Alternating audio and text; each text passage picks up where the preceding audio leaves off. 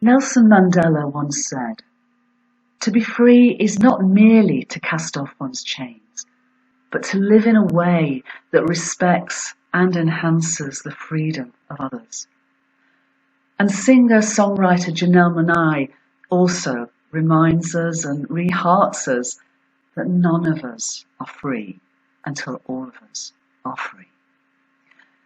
When we collectively wake up from the chains of separation and remember the innate unity of our human family, Gaia, and the entire cosmos, expressed through wondrous diversity, we free ourselves and all others from the prison of misperception and limitation within which we've caged ourselves.